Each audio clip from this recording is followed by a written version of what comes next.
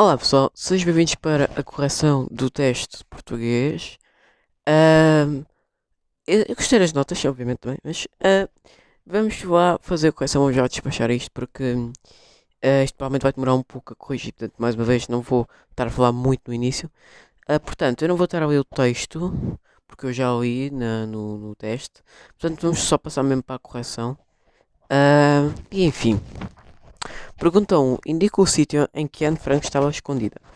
A Anne Frank estava escondida num anexo na casa para se esconder dos homens, ok? Bastava dizer isto, estava escondida num anexo. Eu não estava a dizer no sítio do país, como eu tinha dito, não era para dizer, olha, estava escondida em Amsterdão. Não, mais especificamente, onde é que estava escondida, ok? 2. Quem era a amiga imaginária? A amiga imaginária, não é? É que vocês não fazem as frases completas. Qual era a amiga imaginária? A amiga imaginária da Anne, em que a Anne escrevia no diário, era a Kitty, ok? Portanto, não era só Kitty, não. Vocês têm de completar, ok? 3. Que sentimentos poderão ter provocado em Anne o desejo de desabafar? Ah, ela, vocês podiam até reescrever do texto. Ela desabafava para não se sentir fechada. Ana desabafava devido aos acontecimentos que lhe passavam no dia a dia relacionados ao nazismo, mas falava principalmente com a sua amiga imaginária Kitty. Ok? Portanto, basicamente ela desabafava. Porque é que ela. Que sentimentos desabafava? Portanto, Ana desabafava. Que sentimentos? Isolada, depressão, ok? Essas coisas. 3.1. Que acontecimentos na sua vida real, na sua vida, provocaram esses sentimentos? O nazismo, uh, a isolação da Anne. Pronto. Essas coisas, ok? Portanto, foi o que eu tinha dito há bocado. Ok? 4. Como podemos interpretar a corporação que ela fez entre o papel, a comparação, queria dizer, que ela fez entre o papel e as pessoas. Portanto,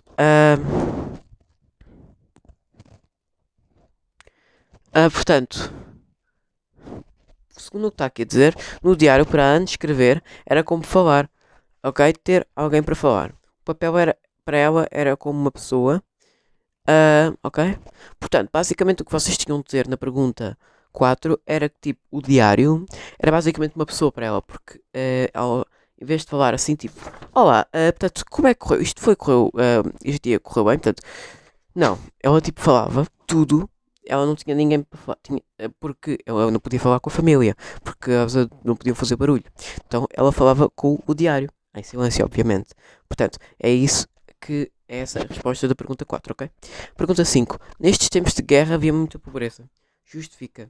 Havia muita pobreza porque as pessoas não podiam trabalhar. E como não podiam trabalhar, porque é que não podiam trabalhar, né? Por causa do nazismo, havia guerra lá fora, ninguém podia trabalhar porque, sei lá, podiam estar sujeitos a morrer, se fosse um judeu, né? Portanto, havia muita pobreza porque não havia dinheiro, ninguém podia trabalhar, ok? E também porque o dinheiro esgotou-se bem rápido em comida e isso, ok? Que já estava estragada, enfim. 6. Explique porque é que o escritor mencionou a casa da vida real em Amsterdão na conclusão. Portanto, esta pergunta 7, não, pergunta 6, quero dizer, tem a ver com a estrutura de um texto dispositivo. Portanto, se vocês forem ao vosso manual, vai aparecer uma página em que diz nas conclusões dos textos dispositivos, que isto é um texto dispositivo que eu até tinha dito no início do vídeo, normalmente na conclusão tens de provar tudo o que tu disseste no desenvolvimento, ou seja, para eu comprovar o que eu tinha dito no desenvolvimento, ou seja, Anne Frank vivia num não sei que, não sei o quê, vivia num mal, muita pobreza. Eu tinha lembra-se daqueles pontos todos que eu falei no desenvolvimento. Então, se no livro diz, na conclusão tens de comprovar tudo o que tu disseste na introdução e desenvolvimento. Então, na conclusão, existe o prédio de Anne Frank na vida real em Amsterdão, que qualquer pessoa pode visitar e ver o quão caótico aquele tempo era. Porque é que eu pus isto? Porque eu queria comprovar às pessoas que a casa da Anne Frank existe mesmo na vida real, ok? E para visitarem. em Amsterdão, ok? É por isso que essa é a resposta da pergunta 6. Portanto, eu mencionei porque a estrutura, porque os textos positivos têm de ter, na conclusão, uma prova daquilo que tu disseste no desenvolvimento, ok? Pronto, vamos à gramática. 7. Assinala as opções corretas. 7.1. Qual destes é um determinante indefinido? Qual destes é um determinante indefinido? Vocês nem tinham de sublinhar, basta só escolher qual era a opção correta. E a opção correta era a opção A. A opção A era a opção correta. Não podia ser a opção B, porque tenho uma batata. Uma é um determinante artigo indefinido. Isto é, pessoal, se fosse a opção B, estava ali a dizer na 7.1 a determinante artigo indefinido, mas como não está ali a dizer artigo, não é a opção B. É por isso que isto veio meio com uma armadilha para vocês escolherem a opção B, mas na realidade é a opção A. Não podia ser a opção C porque o Gustavo viajou. Não, isso não está aí nada de especial. Não era a opção D porque não é um determinante demonstrativo. Não é a opção B porque está aqui a dizer aquele é um determinante demonstrativo e não indefinido. Portanto, era a opção A porque certo dia, certo é um determinante indefinido, ok? 7.2. Isto é quase toda a gente acertou. Qual destes é um pronome interrogativo? Não é a opção A, não é a opção C, nem a opção D. É a opção B. Que horas são? Que é um pronome interrogativo. Só que eu acho que esse ponto de interrogação também ajudou muita gente. Interrogativo. Então esse ponto de interrogação. Então essa a opção. E é essa. Portanto, a resposta é a opção B, da 7.2. Ok? E 7.3 aqui muita gente errou. Qual destes é um quantificador múltiplo? Não é a opção A. 3 não é a opção A. A opção B, estás no oitavo ano, não é essa a opção. E a opção C, divide em metades, não é essa a opção. E a opção D, tenho o dobro disso, é a opção D. Eu tenho o dobro disso, ok? Dobro é um quantificador múltiplo, ok? Pronto, era essa a opção. 8. Sublinha o complemento direto e o complemento indireto. Portanto, na linha A, o bolo foi feito pela Maria. Tem complemento direto ou indireto?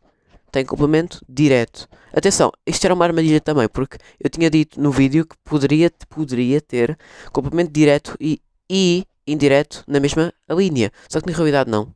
Ok? Portanto, na linha A só tem complemento direto, que é o complemento direto é sublinhavam pela Maria. Ok?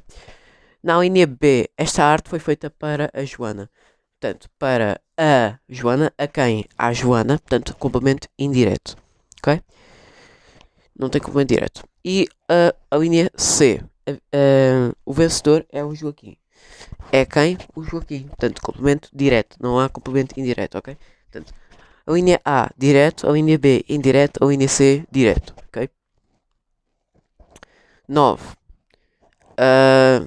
Indique a função sintática. Indica a função sintática, ok? Portanto, a linha A dá isto à Francisca. Dá isto a quem? À Francisca. Complemento indireto. A linha B, o dia está muito quente. O dia está muito quente. Muito quente. O dia está muito quente. Modificador. Não, pera, desculpem. Predicativo do sujeito. Predicativo do sujeito. Ok? C. Este livro foi feito pela Bruna. Frase ao contrário, né? Era suposto dizer a Bruna escreveu um livro. Portanto, este livro foi escrito pela Bruna. Portanto, é o complemento agente da passiva. Ok? A linha C. E a linha D. O Bernardo vive na Suíça. Vive na Suíça. Complemento oblíquo. Ok? Pronto, está aí. 10. Qual destes é um hiperónimo? Quase toda a gente acertou. Não é a opção A, cão. Não é a opção B, gato. E nem é a opção D, papagaio. A resposta certa é a opção C, animal. Porquê que é o C, animal? Porque tipo, animal está a falar no geral. E o hiperónimo é basicamente palavras no geral. E portanto, 10.1 indico outros dois exemplos de hiperónimo. Corpo. Ok, corpo é um hiperónimo, por exemplo. E os hipónimos podem ser cérebro e coração, que é tipo os constituintes de. Os hipónimos são basicamente os constituintes dos hiperónimos. Portanto, hiperónimos, corpo, hipónimos, por exemplo, cabeça, ah, ah, barriga, pronto. E outro exemplo é.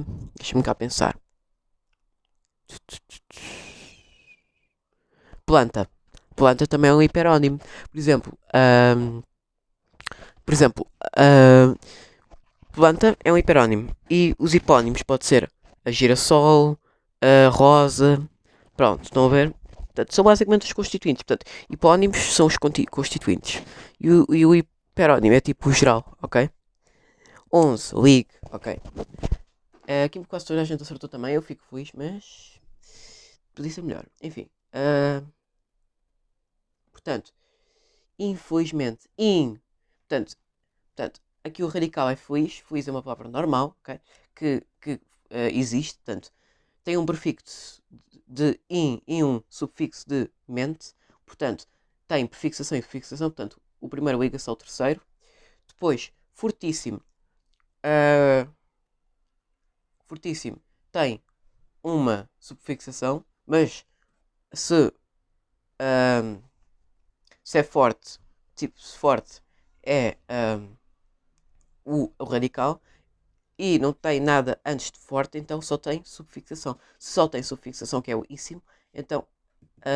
Não, desculpa, então é a primeira opção. Portanto, a segunda liga à primeira opção, que é subfixação, só. Ok? Engordar.